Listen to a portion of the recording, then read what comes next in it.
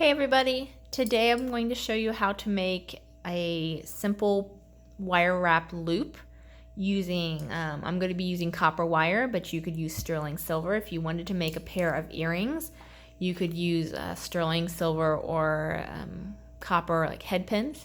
A head pin is essentially just a piece of wire with a little flattened end on it so that when you string your beads on, they don't fall off the end, you can see.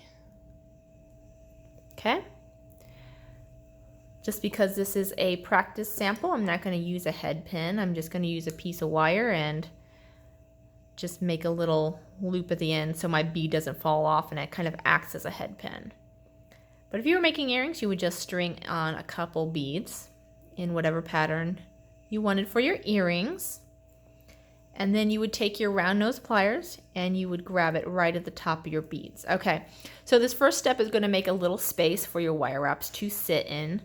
So I'm just going to take my wire and I'm going to bend it out at an angle like so. Then I'm going to readjust my pliers so that one of the plier jaws is in the bend and one is sitting on top of the bend. This is setting it up so my loop is centered and not kind of over sideways on my earring. Now I'm going to take the wire. Let me switch hands just so I don't put my hands in the way for you guys to see. I'm going to pull this up, over, and down till it touches the bead, okay?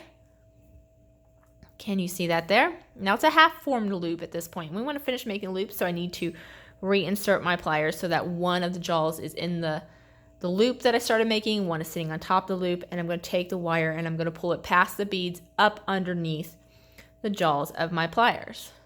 At this point, you can see I have a loop. It is centered above my beads and I need to do the wire wrap. And all I need to do for that is grab a pair of flat nose pliers.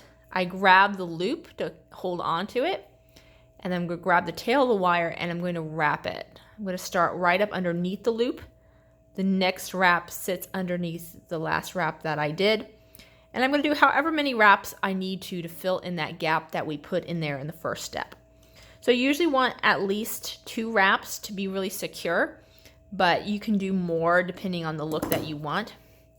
And then I'm going to come in, I'm going to use that flat side of my flush cutters, place it against the coil. Make sure I point that wire away from my face or hold onto it so I'm not, flinging wire in my face. Clip it off. If you have any little bit of a tail sticking up, you'll just kind of squash it down with your flat nose pliers. And if you need to re-round out your loop, you can kind of wiggle it onto your round nose pliers to re-round out your loop. There you go.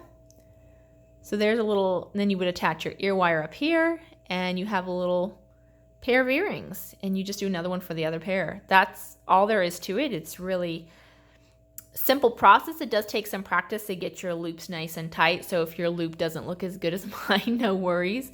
You just need a little bit more practice. But that's it. All right. I hope you guys enjoyed. Bye. Don't worry. Stay crafty.